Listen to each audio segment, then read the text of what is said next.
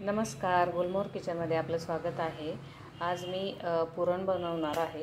तर त्यासाठी इथे मी अर्धा किलो हरभरा डाळ घेतलेली आहे। ती एकदम स्वच्छ पाण्यात अशी स्वच्छ धुवून घ्यायची आहे। तर ही डाळ आता स्वच्छ धुवून घेतलेली आहे मी आणि आता आपल्याला या कुकरमध्ये घालून घ्यायची आहे।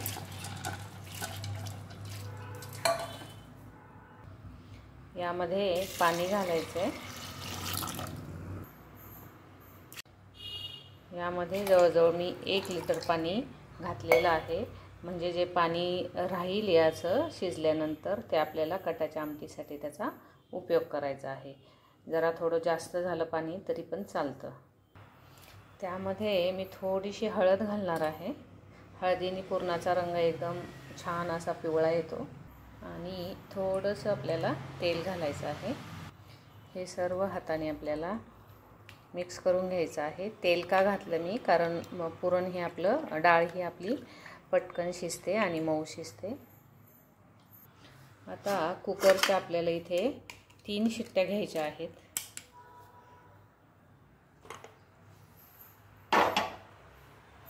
फुल गॅस करायचा आहे।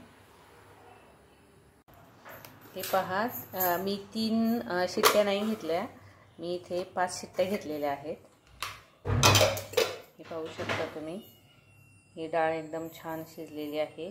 अशी डाळ आपल्याला मऊ अशी शिजवून घ्यायची आहे, म्हणजे पुरण हे आपलं सॉफ्ट आणि खूप मऊ असं होतं, भगरा भगरा राहत नाही। आता यामध्ये मी पाहते की पाणी किती राहिले आहे। पाणी त्यामध्ये पण थोडंसं कमी आहे, त्यामुळे मी 1 ग्लास पाणी हे गरम करून यामध्ये टाकून घेणार आहे। हे पाणी आता यामध्ये टाकून घ्यायचं आहे व ही डाळ आपल्याला सगळीकडून हलवून घ्यायची आहे।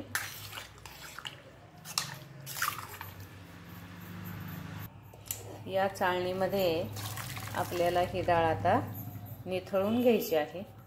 पूर्ण पाणी निथळल्यानंतर आपण त्यामध्ये गूळ आणि साखर टाकणार आहोत। डाळ निथळून झाल्यानंतर आपल्याला ते जे पाणी उरलेलं आहे ते आपल्याला आमटीसाठी काढून घ्यायचं आहे एका पातेल्यामध्ये। या पाण्याचा वापर आपल्याला आमटीसाठी करायचा आहे। हे जे पुरण आहे ती मी आदल्या दिवशीच बनवत आहे। उद्या वटपौर्णिमा आहे म्हणून ते मी आदल्या दिवशीच बनवणार आहे, कारण सणाच्या दिवशी फार घाई होते, म्हणून पुरण हे शक्यतो आदल्या दिवशी बनवावं, कुठल्याही प्रकारची घाई होत नाही। आता हे पाणी जे आहे ते थंड झाल्यानंतर मी फ्रीजमध्ये ठेवणार आहे। आता या कढईमध्ये ही जी डाळ आहे ती आपल्याला घालून घ्यायची आहे।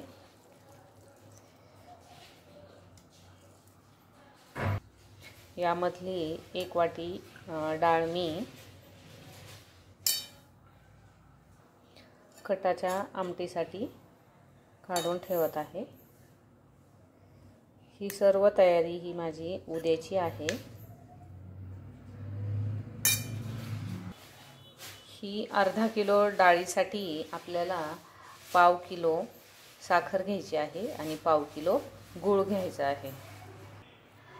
सुरुवातीला साखर घालायची व पाव किलो गूळ घालायचा आहे।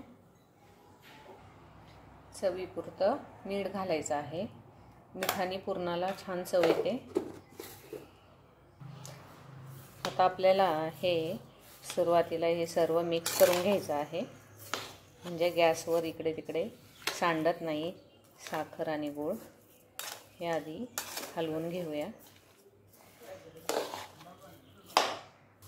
हे सर्व मी उलटण्याच्या साहाय्याने मिक्स करून घेतलं आहे व आता ते गॅसवर मी ठेवणार आहे।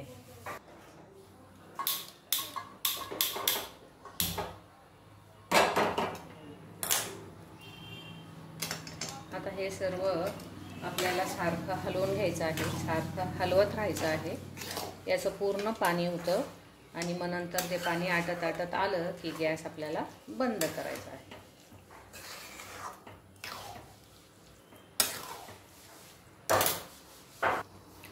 हे पुरण बारीक होण्यासाठी इथे मी स्मॅशरचा वापर करणार आहे, म्हणजे त्यानेच पुरण आपलं निम्म हे बारीक होतं.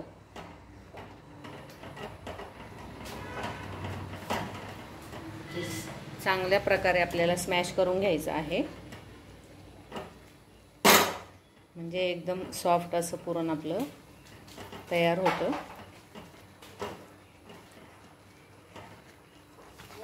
तुम्ही इथे पाहू शकता की हे पुरण आपलं निम्म कढईमध्येच शिजता शिजता हे बारीक झालेलं आहे. त्यामुळे आपल्याला पुरणाच्या जाळीतून काढायला जास्त त्रास होणार नाही. हे पाहू शकता. थोडं हळू करायचं आहे, नाहीतर अंगावर हातावर उडू शकतं.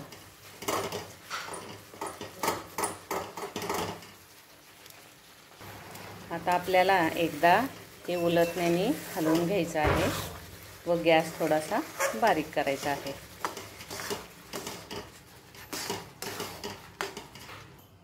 अर्धा किलो पुरणासाठी मी इथे 12 ह्या विलायची घेतलेली आहे.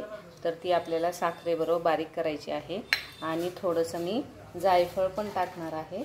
जायफळाने चव चांगली येते पुरणाची, म्हणून जायफळ आणि विलायचीची पावडर मी टाकणार आहे. एवढं सगळं नाही टाकणार, पण यातलं थोडंसं किसून टाकणार आहे. आता हे पुरण आटत आलेलं आहे आणि आटत आल्यानंतर आपल्याला त्यामध्ये विलायची पावडर ही घालायची आहे.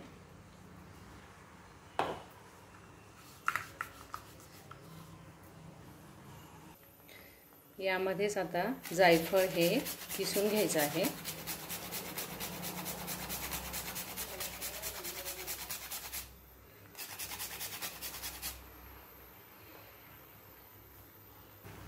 आता हे सर्व परत एकदा हलवून घ्यायचं आहे, एकत्र करायचं आहे.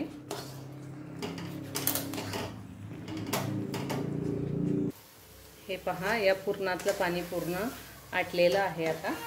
आणि गॅस आता आपल्याला बंद करायचा आहे.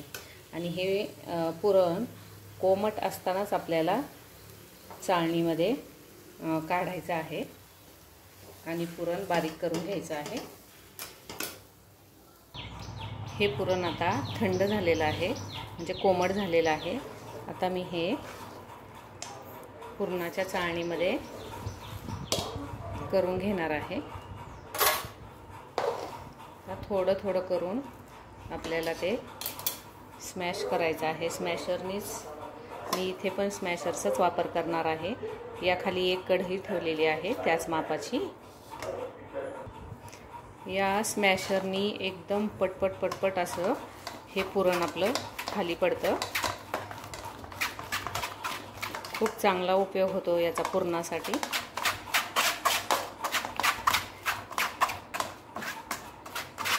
हे पहा, अगदी काही सेकंदामध्येच आपलं हे पुरण वाटून होतं.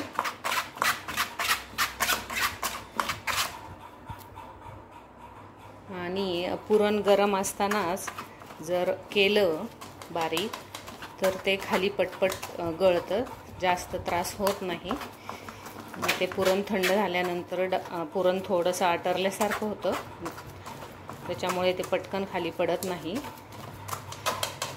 या पद्धतीने जर केलं तर एकदम पटकन आपलं पुरण तयार होतं.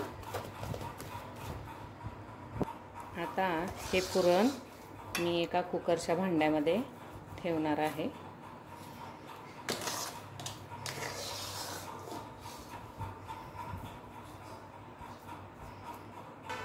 हे पहा, बारीक गॅसवर जर पुरण शिजवलं तर कढईला बिलकुलही पुरण लागत नाही. त्याच्यामुळे बारीक गॅस करूनच आपल्याला पुरण हे हलवून घ्यायचं असतं. हे आपलं पुरण आता तयार झालेलं आहे. ही सगळी तयारी मी उद्यासाठीची केलेली आहे, म्हणजे उद्या गडबड गोंधळ अजिबात होत नाही, राडा होत नाही, पसारा होत नाही.